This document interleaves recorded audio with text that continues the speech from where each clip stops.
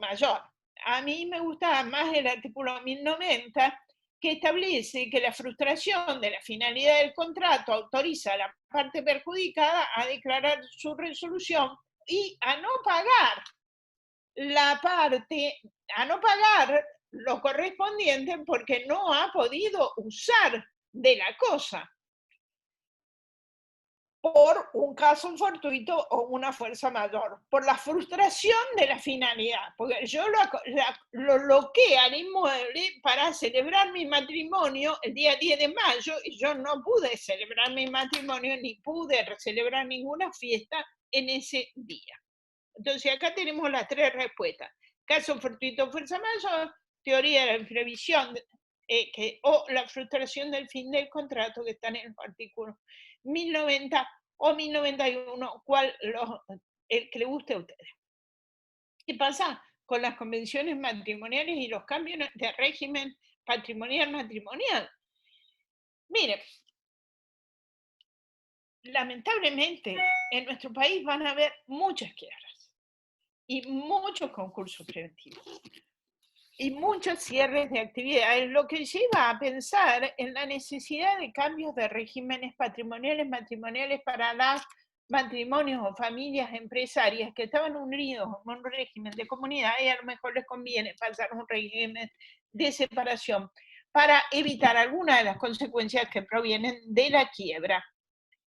Lo que pasa es que no se pueden hacer convenciones de cambio de régimen patrimonial-matrimonial. ¿Por qué? Porque las convenciones de cambio de régimen patrimonial-matrimonial, Cristina, se realizan por escritura pública y los escribanos no pueden realizar escrituras públicas en este momento. No me explico por qué, pero no lo pueden hacer.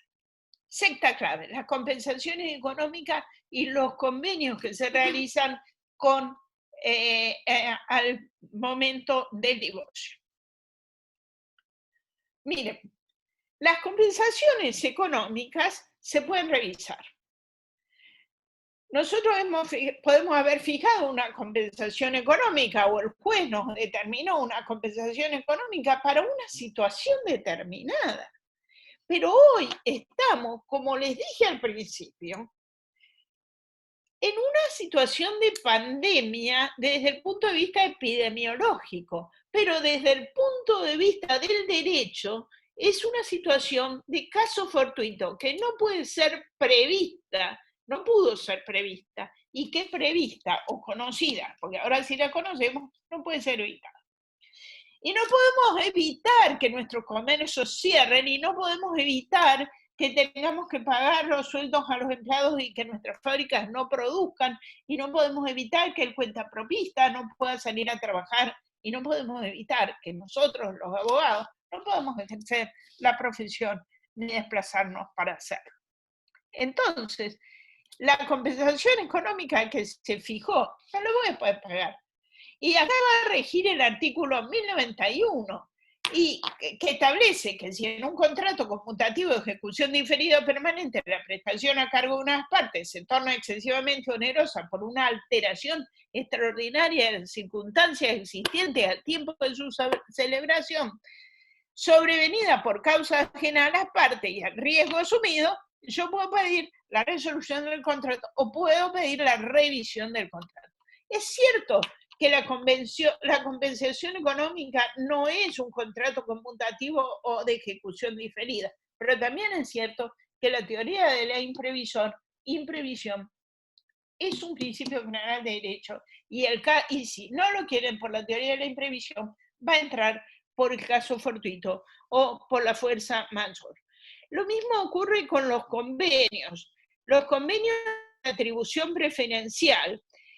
¿Qué son los convenios de atribución preferencial? Repasemos un poco. Los convenios de atribución preferencial son aquellos que se celebran al momento de la disolución del matrimonio, cuando existe un régimen matrimonial de comunidad de bienes en los cuales uno de los cónyuges decide que a él le interesa quedarse con determinados bienes porque hacen a su establecimiento comercial o a su actividad profesional y prefieren no dividir el patrimonio por mitades.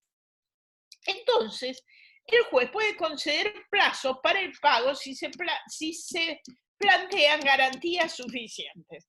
Estos convenios también van a estar afectados por el caso fortuito de la fuerza mayor que implica la pandemia y evidentemente pueden y deben ser revisados. Y en esto el trabajo de los abogados es fundamental, porque esto no tiene que llegar a tribunales, en principio, porque van a demorar años los tribunales en decidir este tipo de circunstancias. Lo bueno es que los abogados conozcamos estas situaciones, conozcamos las herramientas, conozcamos las soluciones y podamos brindar con toda humildad a nuestros clientes algún tipo de salida o algún tipo de soluciones. Séptima clave, los alimentos. Los alimentos, miren, es la obligación más incumplida en la República Argentina. El 50% de los alimentos no se cumplen.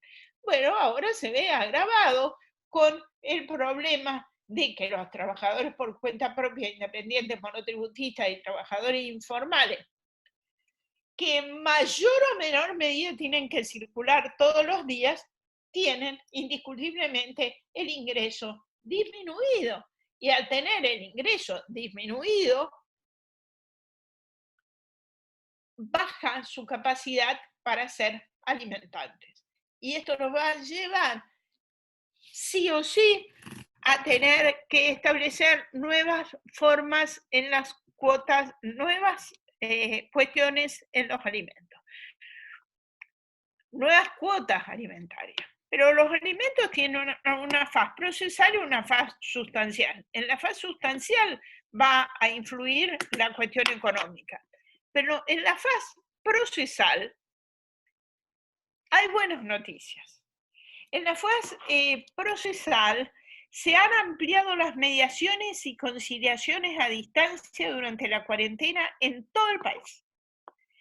Y estas mediaciones y conciliaciones a distancia, porque no se pueden hacer presencialmente, uno de los puntos que se admite es en el tema de alimentos.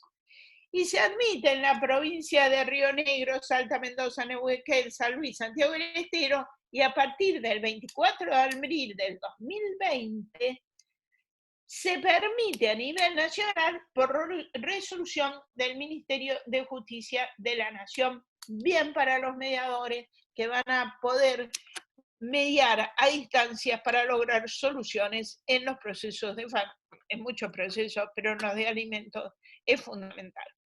Les cuento un caso con respecto a alimentos. Este caso se dio en Las Lomitas. En Las Lomitas está en la provincia de Formosa.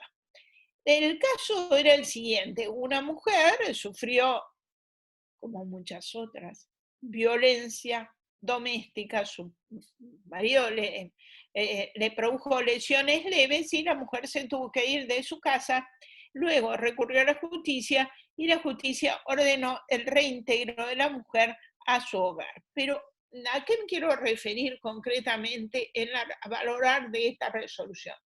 A lo que valoró la juez.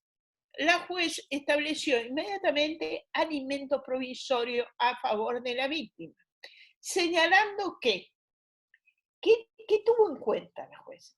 Tuvo en cuenta lo siguiente: la mujer se trataba de una cuenta propista, de una mujer que trabajaba en la calle, probablemente fuera una empleada de servicio doméstico que no podía salir a trabajar, mientras que el hombre era un asalariado. Entonces se valoró la existencia del salario del hombre y al mismo tiempo se tuvo como un hecho presuntivo que la mujer había disminuido sus ingresos porque no podía salir a trabajar, y se estableció una cuota de alimentos provisorios a favor de la mujer en un 10% del salario del marido. Yo me encantó la resolución, pero le hubiera puesto un porcentaje un poco mayor. En fin, ¿qué pasa en Uruguay? Uruguay es un ejemplo. Uruguay, ese paisito hermano que ha controlado tan bien el coronavirus, tiene un seguro de desempleo Uruguay, que nosotros no tenemos. Y este seguro de desempleo asegura el 75% de los salarios de todos los trabajadores durante un plazo que va, creo que hasta los 6 meses. Y lo que se ha hecho, se ha establecido un convenio con el registro de deudores alimentarios, por el cual directamente se le descuenta del salario del seguro de desempleo los alimentos que debería pagar la persona, el alimentante. Octava clave, las personas con discapacidad y los adultos vulnerables. Este es un gravísimo problema. Lo primero que tenemos que pensar es que no es posible discriminar en base al coronavirus y tenemos que hablar del derecho a la igualdad de los adultos mayores. ¿A qué edad se es anciano? En esto no hay acuerdo. La Organización Mundial de la Salud dice que se es anciano a partir de los 75 años. La Convención Americana de las Personas Mayores dice que persona mayor es aquella mayor de 60 años. Este límite es bajísimo. Por eso esta convención la adhieren muy pocos países. Nuestro país adhirió, pero es muy bajo el límite. Puede llegar hasta los 65 años. Pero frente al coronavirus, lo importante es que el riesgo de muerte es mucho mayor a partir de los 65 años y por ende se lo trata de proteger a los adultos mayores. Pero una cosa es proteger a los adultos mayores y otra cosa es dictar declaraciones inconstitucionales. Hay diferentes normativas frente a los adultos mayores. Hay normativas que son protectorias del adulto mayor, pero a la vez son respetuosas de su autonomía. Esta situación del adulto mayor frente a la pandemia y las resoluciones respetuosas de la autonomía de la voluntad, la podemos encontrar en la acordada número 4 de la Corte Suprema de Justicia de la Nación, que estableció que se debía otorgar una licencia a partir de los 60 años a los adultos mayores para que no fueran a trabajar. Pero que esta licencia para los adultos mayores debía ser solicitada y era una facultad, no una obligación. No nos olvidemos, estimados colegas, que la vicepresidenta de la Corte Suprema de Justicia de la Nación tiene más de 77 años, que la presidenta de la Corte de la Ciudad Autónoma de Buenos Aires, la doctora Inés Weinberg, tiene más de 70 años, que la vicepresidenta de la Corte de la vicepresidenta del país también tiene más de 65 años. Entonces, hay que ser respetuosos, ya que no podemos presumir que los adultos mayores sean incapaces, ni que necesiten apoyos. Hay resoluciones que son absolutamente inconstitucionales, como la resolución conjunta de la Ciudad Autónoma de Buenos Aires, que obliga a las personas de más de 70 años, para salir de su domicilio a hacer la compra, a llamar al número 147 y pedir una autorización cada 48 horas. Yo empecé diciendo que las normativas frente al coronavirus se presumen constitucionales siempre y cuando tengan alguna relación con el fin perseguido y que no sean arbitrarias y que no sean discriminatorias. Esta resolución, que entró en vigencia el 20 de abril del 2020, fue declarada inconstitucional el 21 de abril del 2020, porque no se advierte por qué se trataba de forma diferente a los adultos mayores que a las restantes personas a las que no se los obliga a llamar por teléfono cada 48 horas para que les expliquen cuáles son los riesgos del coronavirus y después dejen salir. Como si alguien, por tener más de 70 años, no entendiera cuáles son los riesgos del coronavirus. ¿Qué pasa con los adultos mayores y los pediátricos? Bien, la situación con los pediátricos en Buenos Aires, sobre todo, es de una absoluta preocupación. ¿Por qué? Porque hay muchos casos de personas infectadas. Fíjense ustedes cómo son, fíjense en esta foto, cómo es un geriátrico, cuál es cómo hay imposibilidad de guardar 1,5 metros de distancia entre persona y persona en un geriátrico. Pero para colmo, la Ciudad Autónoma de Buenos Aires sacó una resolución que se prohíbe el ingreso de visita a los establecimientos privados que brindan servicios para adultos mayores en el ámbito de la Ciudad Autónoma mientras dure la emergencia sanitaria.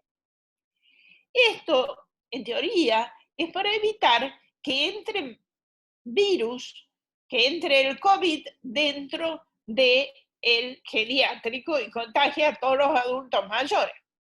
Pero la verdad es que al prohibir las visitas también se prohíben los controles externos. Y como se prohíben los controles externos, y muchas de estas personas o están sordas o no pueden comunicarse o no tienen posibilidades de manejo tecnológico, han quedado completamente heladas. Y de allí la cantidad de escándalos con los pediátricos por no cumplir los menores controles sanitarios. Por ejemplo, el día 21 de abril fue el escándalo en el geriátrico del Belgrano con 19 personas infectadas, abandono de personas muertas y a los familiares comunicados por Gmail. O la residencia Parto e Incas, o el escándalo del hogar San Lucas de Avellaneda, como para nombrar algunos de los múltiples casos que se presentan en la actualidad. Los adultos mayores también tienen problemas cuando tienen discapacidades múltiples. Pertenecen a 2 grupos vulnerables, son discapacitados y son adultos mayores. ¿Y qué pasa? Los discapacitados pueden salir a realizar paseos, pero no si uno tiene más de 60 años. Esto no se explica por qué, pero resulta así. No están alcanzados con la posibilidad de salir a la calle, previsto para el resto de los discapacitados, los adultos mayores de 60 años. Esta decisión, a mi juicio, es absolutamente inconstitucional. La decisión administrativa 490 del 11 de abril del 2020 permite a las personas autistas y a las personas con discapacidad las salidas en un radio cercanos a su domicilio, pero no se la permite a los mayores de 60 años, como si los mayores de 60 años no tuvieran las mismas necesidades que los restantes discapacitados. A ver, vamos a hablar de los problemas de los discapacitados, que esta es la 9ª clave. Los discapacitados necesitan de mucha atención y de muchos cuidados. Sin embargo, a raíz de la pandemia, el Directorio del Sistema de Prestaciones Básicas con Atención Integral a favor de las personas con discapacidad suprimió los centros educativos terapéuticos, los centros de día, los servicios de rehabilitación, los servicios de apoyo a la inclusión educativa y toda modalidad de prestación de apoyo. Es decir, los padres se encuentran solos frente a los niños o a las personas con discapacidad. Estas personas con discapacidad les cuesta muchísimo entender el aislamiento, muchísimo. Sobre todo a los que tienen algún problema de discapacidad mental. Y el primer caso que se presentó fue un caso de un niño autista, que el único remedio que tomaba era salir a caminar 25 kilómetros por día. Al no poder salir a caminar, este niño, que no entendía la situación, empezó a autoagredirse a sí mismo y además a agredir a su hermanita de 8 años. De allí se planteó un amparo ante los tribunales de la capital federal que autorizaron al niño a salir a caminar en un radio cercano y que fue la base de la resolución que yo les reí que la resolución administrativa 490 que permite a las personas autistas, a las personas con discapacidad, las salidas en radios cercanos, porque, insisto, para la salud de esas personas es imprescindible el salir, dado que no entienden la cuestión del aislamiento. Lamentablemente para los mayores de 60 años que pueden estar en la misma situación, no se les autoriza. Bien, la resolución 470 del 11 de abril, que permite a las personas con discapacidad salir a pasear con una persona de su entorno, ¿qué es lo que requiere? Requiere un certificado de discapacidad, una recomendación médica, porque no es lo mismo un discapacitado que otro discapacitado, no es lo mismo un discapacitado que tiene un problema auditivo que otro discapacitado. El médico debe decir, este discapacitado necesita salir a, no puede hacer el aislamiento, necesita salir.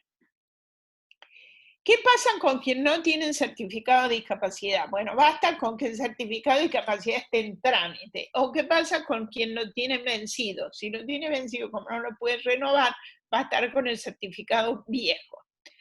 Pero después hubo una resolución que vino a modificar la anterior, que también a mi juicio es inconstitucional, porque una inferior no puede reformar un decreto que dijo, pueden salir lunes, miércoles y viernes los que tienen este documento de identidad, martes, jueves y sábado los que tienen otro documento de identidad, y los domingos no puede salir nadie, porque los discapacitados los domingos, aunque sean autistas, se les tienen que aguantar. Realmente esto no es lo que decía la resolución que permitía una circulación en 500 metros para estas personas que con un certificado médico que los respaldara podían salir de sus domicilios, no lunes, miércoles y viernes, sino todos los días de la semana. Bien, la salud, el acceso a la salud. La jurisprudencia en los amparos de salud se les está haciendo lugar en forma amplia y se está habilitando la feria, y a mi juicio, con un excelente criterio. Y el criterio es que no se sabe cuánto va a durar la feria. Entonces, las habilitaciones tienen que ser más laxas.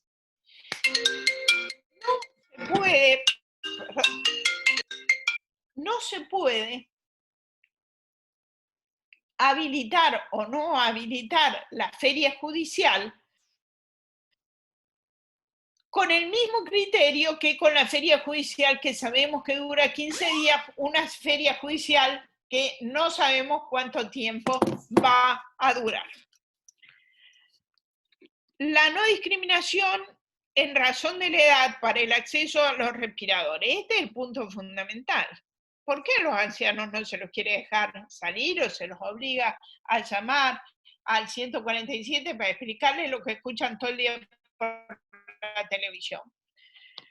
Cada 48 horas. Porque ellos son los más propensos a enfermarse. Y si los respiradores no alcanzan para todos, vamos a tener que elegir a quién dárselo. Y esta es una elección tremenda que va a tener que ser hecha de acuerdo a criterios bioéticos. Y este criterio no puede ser la edad, o no puede ser que tenga síndrome de Down. No se lo podemos negar a los discapacitados por la dignidad de la persona humana. Lo que sí podemos decir es que no haya encarnecimiento terapéutico. Es decir, que aquel que hay una futilidad en su utilización no se utilice, pero sí que se le dé los tratamientos necesarios para finalizar adecuadamente sus días, es decir, las terapias de apoyo. El COVID-19 y el manejo ético de los cadáveres.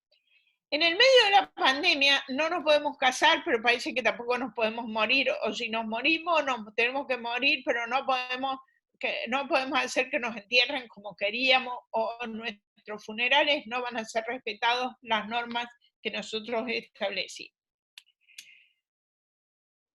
Lo prohibido no es celebrar un rito importante para los católicos o para los religiosos.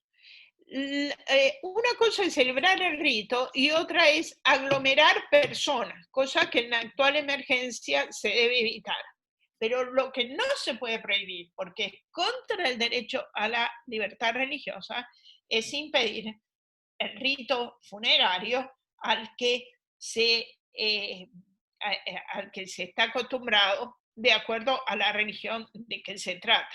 Se puede limitar que no haya personas en el mismo, que no venga media familia o todo el barrio al mismo, pero sí que venga el sacerdote o el pastor a dar la bendición.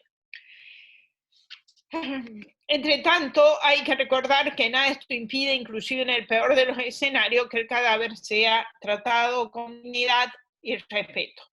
No hay ninguna obligación de incinerar. La Organización Mundial de la Salud dice que se puede incinerar o enterrar a las personas. Independientemente del metodología, se considera que el punto clave para la prevención infecciosa es la aplicación rigurosa de las medidas de protección individual y colectiva en la manipulación del cadáver y la correcta identificación de los cuerpos y la descripción exacta del sitio de inhumación o de la entrega exacta del cadáver que corresponde. Quiero contar un caso particular que me tocó resolver a mí en mi condición de camarista en la Cámara Civil y Comercial, que fue un daño y perjuicio, porque cuando fueron a buscar el cadáver para trasladar los restos fúnebres en el cementerio de Chacarita, se encontraron con que el cadáver no estaba. No era el momento del coronavirus. Pero este caso se los cuento por la obligación y el derecho que tienen las familias de que se les entregue el cadáver correspondiente o las cenizas correspondientes. Décima clave, y con esto termino, los procesos de familia. El acceso a la justicia, ya dije que está limitado. Los procesos de familia se caracterizan por su inmediatez, celeridad y acceso ilimitado al expediente. Hoy no hay ni inmediatez, poca celeridad y hay acceso limitado al expediente solamente a través de un acceso electrónico. Ninguno de estos principios de los procesos de familia se cumplen en una feria judicial de plazo indefinido, y es acá donde las políticas públicas de los poderes judiciales han de propugnar las TICs y la buena fe procesal como paradigma que alivie la situación de crisis y limite las barreras que imponen las restricciones. Bueno, yo dije 10 claves, pero había puesto 11, que es el deber de asistencia, y el deber de asistencia surge del matrimonio, pero está íncito en todo el derecho de familia, y que es la base de la solidaridad o la pietas familiar, y que se desprende del artículo 431 y del artículo 638. Hoy, más que nunca, la familia debe ser solidaria y sus miembros deben colaborar entre sí de una manera mayor a la que nunca antes se vieron obligados a hacer. Estimados colegas, yo con esto voy a terminar mi exposición porque creo que estamos todos agotados y porque he hecho un uso excesivo del tiempo y he abusado de vuestra generosidad. Pero antes les voy a poner un cuadro que los he puesto muchas veces, pero que nunca como ahora lo vamos a apreciar.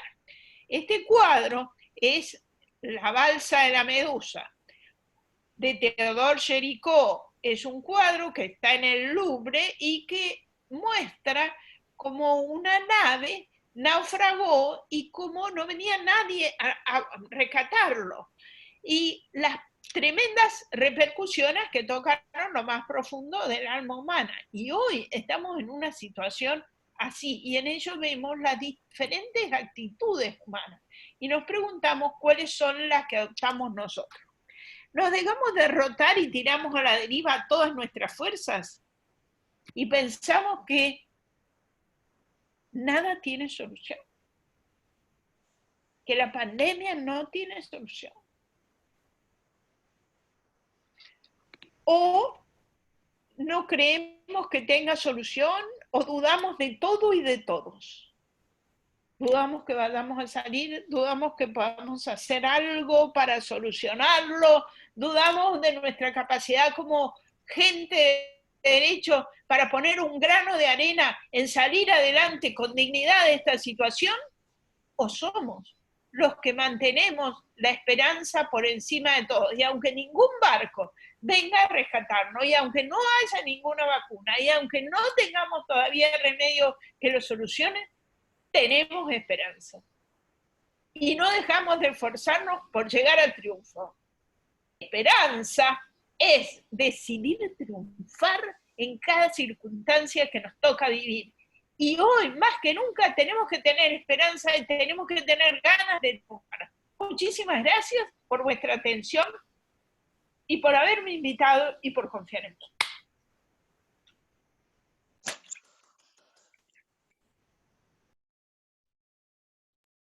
Bueno, Graciela, ¿se me escucha?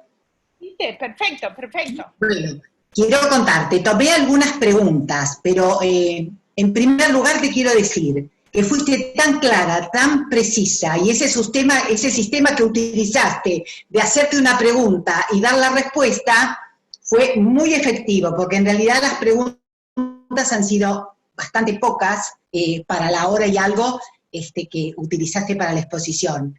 No sé qué te parece, si te las hago ahora o te las mando por correo privado y después... No, hacelas ahora, si tenemos 177 bueno, participantes y pienso que, perfecto. que no se van a ir, cuando vemos que se van yendo los participantes, dejamos de hacer preguntas. Perfecto. Mira, una de las que tomé, bueno, las pocas que fuimos tomando, porque algunas fueron respondiéndolas los mismos colegas. En realidad fue cuando hablaste del 1203 en relación con las viviendas con fines comerciales. Y una de las preguntas es, ¿cómo interpretar la última parte que dice, si el caso fortuito no afecta a la cosa misma? Alguien que alquila una peluquería, ¿qué ocurriría? Bueno, buenísima la pregunta, me encantó. Qué pena que no está Julio, mi marido, acá. Claro, nosotros somos más de familia. Julio Rivera ha escrito sobre esto, yo también escribí en la ley sobre esto, y la verdad que al principio discutimos mucho sobre el tema. Al principio, Julio Rivera, mi marido, me decía, mira, acá no se aplica el 1203, porque no, la pandemia no afecta a la cosa misma. Y la cosa misma está habilitada. El artículo fue pensado para otra situación. Fue pensado para el supuesto de terremoto.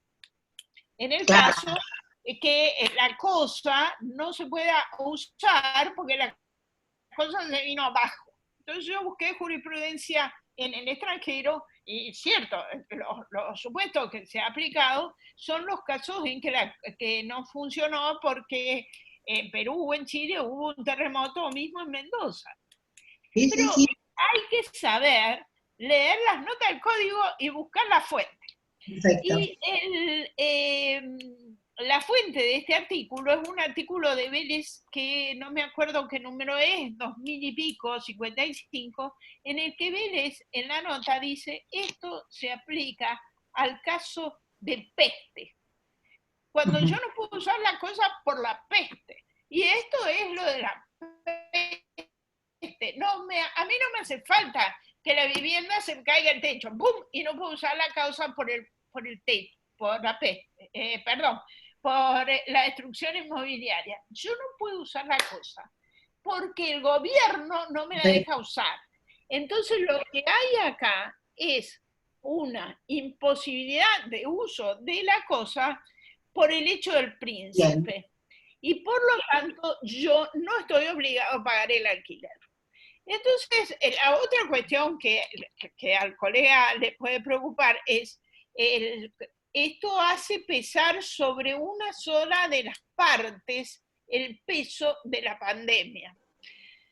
Sí, hace pensar sobre una sola de las partes el peso de la pandemia. Y hace pensar sobre el locador, que no va a cobrar. Pero lo cierto es que la cosa locada, uno loca algo para usar y gozar. Si yo no puedo usar y gozar, porque el gobierno me lo impide, yo no estoy obligado al pago del alquiler y el peluquero no está obligado al pago del alquiler.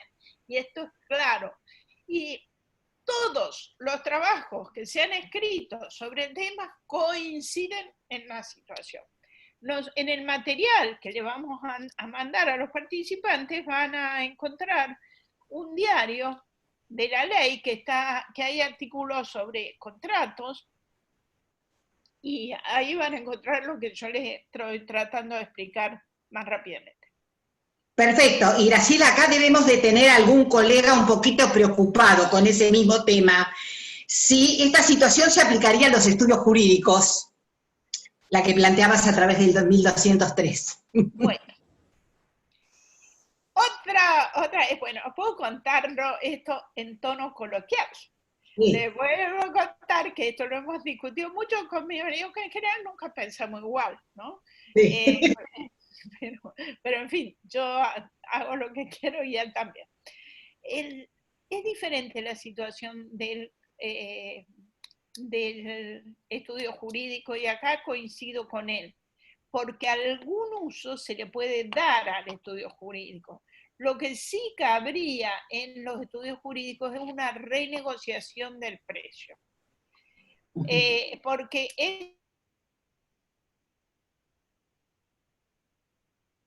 poder atender al público, pero sí puede ir y trabajar a distancia en su estudio jurídico. Sí.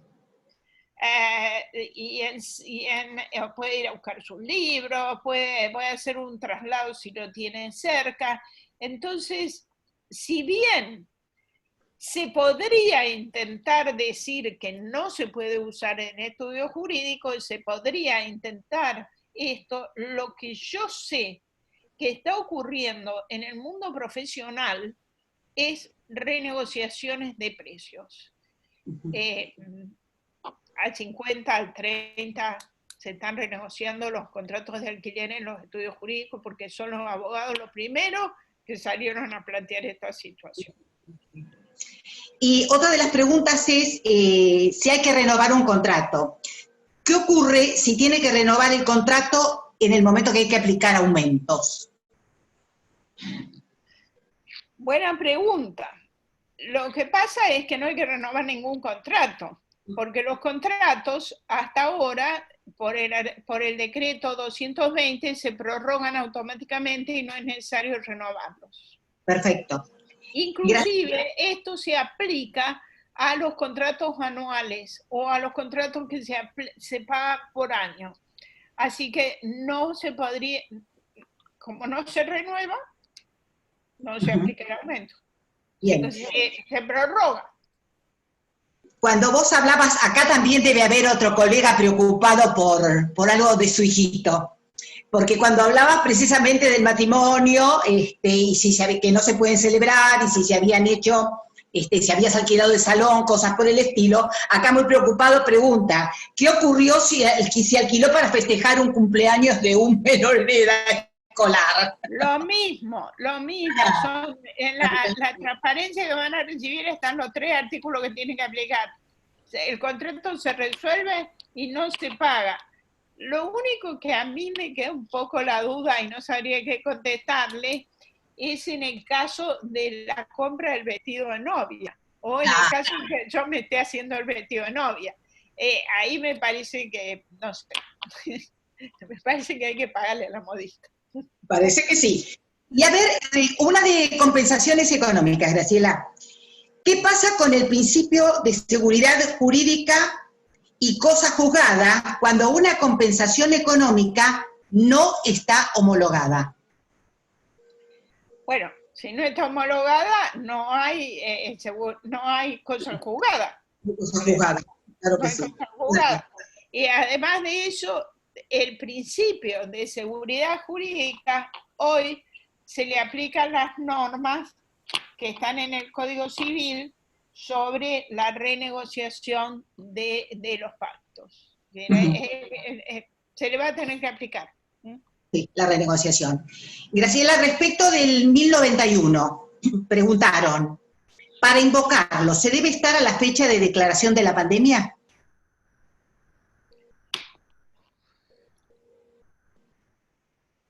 No entiendo bien la pregunta. No entiendo bien a la pregunta. Si se dan las causales, podría estar inclusive antes de la fecha de la pandemia. Acá hay que tener en cuenta otra cuestión, que es que no esté en mora.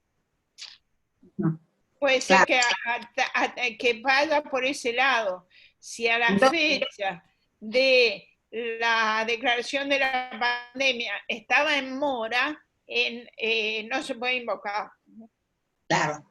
Pero bien, también les digo que en las últimas leyes de emergencia, en la época del 2001-2002, cuando el dólar pasó de valer de 1 peso a 4 pesos, no se aplicó la restricción de la mora para invocar la teoría de la imprevisión. Aun cuando yo estaba en contra, saqué resoluciones en contra, todavía era juez en San Isidro, bueno, la Corte también me las revocó. Así que... Respecto de los adultos mayores, preguntaron si la resolución que prohíbe el ingreso de visitas rige solo para la capital o para la provincia también. Yo creo que en la provincia de Buenos Aires debe existir una resolución similar a la de la capital. Yo cité la que tengo es la de la capital, pero lo que yo me comprometo es a enviarles todas las un compendio de resoluciones que sacó el Ministerio Público Fiscal o el Ministerio de la Defensa, no me acuerdo, que es muy fácil de manejar, porque ustedes cliquean en la resolución que buscan y ahí están todas las resoluciones que protegen a los adultos mayores en Cava y en Gran Buenos Aires. Y ahí lo pueden buscar más cómodamente, por lo menos hasta el 12, 13 de abril, creo que es la publicación que yo tengo actualizada, pero viene muy bien este compendio que sacó el Ministerio Público de la Defensa, les insisto. Y en otras ciudades, como por ejemplo Mendoza, también rige la prohibición de las visitas. Otra cosita sobre los adultos mayores. Si se tuvieran que trasladar de una ciudad a otra, claro, en Capital tienen el 147, ¿qué ocurriría? Un problema tiene. Claro. Sí. Tienen que sacar una autorización para circular, porque si se tiene, supongo que me están preguntando sobre provincia de Buenos Aires y Capital Federal. Queremos creer que sí, yo quiero creer que sí. Es mucho más fácil sacar las autorizaciones en provincia de Buenos Aires que en la Capital Federal, porque en la provincia de Buenos Aires basta decir que hay una situación de fuerza mayor, identificarla y se obtiene la autorización por un día por lo menos. La autorización nacional es muchísimo más difícil de sacar. Perfecto. Graciela, otra de las preguntas ahora tiene que ver con el tema de las audiencias. Y aquí preguntan, las audiencias fijadas en un expediente de determinación de la capacidad jurídica, ¿Puede solicitarse que se realicen de manera remota? Sí, pueden solicitarse que se realicen de manera remota. Ahora que se lo vayan a dar es otra cosa. Bueno, exactamente, sí, perdón. Cuando estaba diciendo esto, otros colegas iban contestando, y entonces no voy a decir cuáles, pero iban diciendo, el juzgado tal de San Isidro dijo que sí, el otro dijo que no. Bueno, así que, pero que sepan que la pregunta se hizo. Lo cierto es que acá puede ser que el juzgado A diga una cosa y el B diga otra, o sí puede ser. El que tiene que tomar cartas en el asunto es la Corte. La Corte de Mendoza sacó al principio una resolución espectacular en la que aclaraba fuero por fuero, caso por caso, qué es lo que se podía hacer y qué es lo que no se podía hacer, cómo podían ser tomadas las audiencias. Y en todos lados podían ser tomadas las audiencias en forma remota, habilitó la toma remota de audiencias, aún en caso de discapacidad, bueno, en todos los casos de familia, pero bien, ¿por qué? ¿Por qué están seguros los abogados y por qué están seguros los jueces? Porque hay una resolución de la Corte de Mendoza que establece, que tiene como 12 páginas, pero que sirve de modelo, que establece en qué casos sí, en qué casos no, en qué casos están obligados, cómo van a contar los plazos, cómo no van a contar los plazos, etc. Bueno, Graciela, y con respecto a violencia, creo que ya con esto dejamos porque te cuento, hay muchas preguntas más, pero en la medida en que yo venía leyendo estas, algunas ya se me escaparon. De violencia, claro, todo el mundo plantea el problema de que el 144 no responde. Entonces acá una colega pregunta que no le permitieron hacer la denuncia de violencia de género por no ser la interesada. Entonces, ¿qué protocolo se podría seguir en ese caso? Bueno, para empezar, no entiendo por qué no le permitieron hacer la denuncia por no ser la interesada, porque hoy están habilitados para hacer la denuncia y puede hacer la denuncia cualquiera que no sea el interesado. Entonces, ¿qué hiciste? La víctima se muere, debería haberle tomado la denuncia. Es cierto que el 144 no está funcionando. Pero las comisarías sí están funcionando. Sí, perfecto.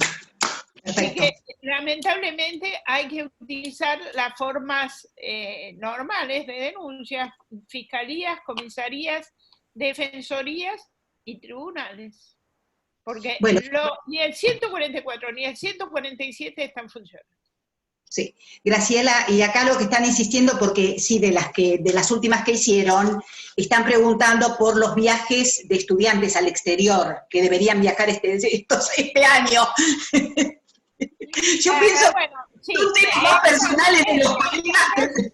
No sé por qué me metí con el tema contractual. Bien, el tema de los viajes tiene dos vertientes diferentes.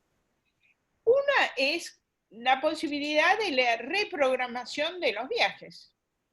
Sí. Porque hasta septiembre se han suspendido todos los vuelos, así que si los viajes se hacían en avión, olvídense de que fueran a hacer. Si los viajes eran los viajes de fin de curso a Bariloche, normalmente se hace en julio, agosto, septiembre. No se van a hacer.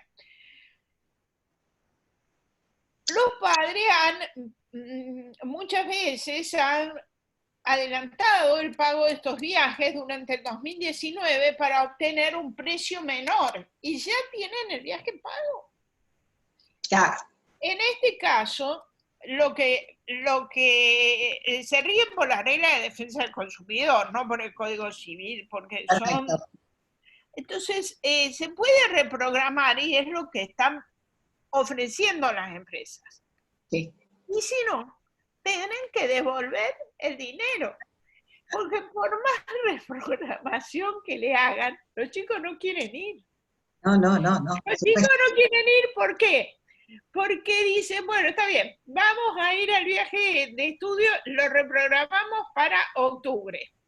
Sí. Supongamos que en octubre está abierto, pero los que no van a estar abiertos son los boliches. Perfecto. No quieren ir. Entonces no van a querer ir. no viene. Esta situación de que no esté abierto los boliches no le importa a la empresa de viajes. Si se puede reprogramar hasta fin de año, creo que se debe reprogramar. Si salimos del año y la gente ya está en las universidades, hay que devolver el dinero. Hay que tener en cuenta la quiebra de las empresas. Porque en el país hay 2 o 3 grandes operadores, nada más. O lo que uno piensa que está contratando con una empresa, pero en realidad estas empresas se concentran en operadores que es muy probable que quiebran. Seguro. Graciela, y esta que estoy tomando de las últimas que enviaron, ¿procedería el pedido de dictado de una medida cautelar en un amparo de salud por una desvinculación de una empresa de medicina prepaga si todavía no tengo resolución de la SSS? Y no sé lo que es la SSS, pero procede la procede. Decir que sí que procede la revinculación procede la revinculación con la empresa de medicina prepaga si todavía no tengo sí, yo creo que sí que procede, sí es lo que estoy entendiendo. Sí, Graciela, bueno, porque es todo lo que pusieron. Y esta es la última. A ver, cuidado personal, alternado en cuarentena. En el caso del cuidado personal alternado y la imposibilidad de transitar permanentemente, mientras los padres están de acuerdo, ¿los niños se pueden trasladar junto a su progenitor? Sí. ¿La fuerza pública podría impedir que se realice el traslado? No. No podría, porque ustedes lo que tienen que hacer es poner, ahí se saca una autorización. En la autorización de la nacional se permite poner por el artículo 5, perdón, por el decreto, por el artículo 6, inciso 5, que es la asistencia de menores. Ajá. Asistencia. Y en el deber de asistencia entra la posibilidad de que lo asista hoy el padre y mañana la madre, porque la madre no tiene por qué asistirlo las 48 horas del día y el padre tampoco, o porque la madre puede estar enferma, o porque la madre puede tener que salir, o porque el padre... Entonces, a mi juicio, lo que hay que poner es artículo 6, excepciones del decreto 297, creo que es el inciso 5, asistencia a personas menores de edad o con discapacidad. Bien. Y yo con eso circulo por la vida y llevo a mi hijo a la casa de mi marido y mi marido trae a mi hijo a mi casa. Perfecto. Graciela. Teniendo las precauciones en la salud de los menores y tratando de no arriesgarlo en transporte público. Eso, los padres, no hay nadie que cuide más a los niños que los padres. Seguro. Los padres no lo van a arriesgar. Graciela, y un pedido que nos hicieron, si por favor podés enviar la sentencia de Sandra Veloso con el material. ¿Puede ser? Sí, puede ser. Yo sí la puedo enviar, me llegó hoy. Lo que pasa es que la sentencia está todavía sin... Está firme. No, yo se las mando, pero alguien le tiene, porque yo no me voy a tomar ese trabajo, el colegio se compromete a sacarle los nombres. Perfecto. Nueva, no, me mandaron para... Muy bien, perfecto. Hemos escuchado. Si no, lo hago yo en un ratito. No, Graciela, no, si no me la mandás a mí, yo me ocupo. Me la mandás por correo. Hay que sacarle los nombres de los niños y de las partes. Date tranquila. Como hacíamos en la facultad. Cuando teníamos que presentar algo. Bueno, Graciela, acá lo dejamos porque la verdad, hoy te han dado lindo comenzaste en la UBA tempranito y ahora seguiste con nosotros. ¿Qué me queda decir? En nombre de todos, excelente como siempre. Muchas gracias. Por eso te sigo convocando. Porque sos excelente. Estoy muy contenta porque siendo la hora que es, hemos llegado a 180 participantes y ahora hemos bajado a 140, es un éxito. Bueno, porque el éxito sos vos. Cristina, no, vos lo has provocado. Bueno, vos lo organizaste. Hasta la semana que viene que te voy a escuchar. Bueno, bueno, eso nos queda decir, que el próximo jueves me toca a mí. Así que, y tiene que ver con la pandemia, porque como bien aclaró Graciela, que las escribanías en este momento están cerradas, solo para aquellos casos urgentes y que el notario lo considere urgente, y esos casos serían una directiva anticipada o un testamento de última voluntad. Bueno, vamos a hacer el casero, vamos a hablar del testamento hológrafo y todo aquello que no nos tenemos que olvidar, o para asesorar a un cliente o para nosotros mismos. Bueno, Graciela, muchísimas gracias. Y si la semana que viene me da 5 minutos, les cuento el documento electrónico que han inventado acá en Buenos Aires. Perfecto, sí, cómo no, cómo no. Bueno, perfecto. Muy bien. Hasta luego, muchas gracias a todos los que pusieron un dedo en el chat, estoy leyendo el chat que dice muchas gracias, y la verdad que no es, faltan los aplausos, pero la calidez del chat es muy buena. Muchas gracias. Muchas gracias a vos, Graciela. Adiós.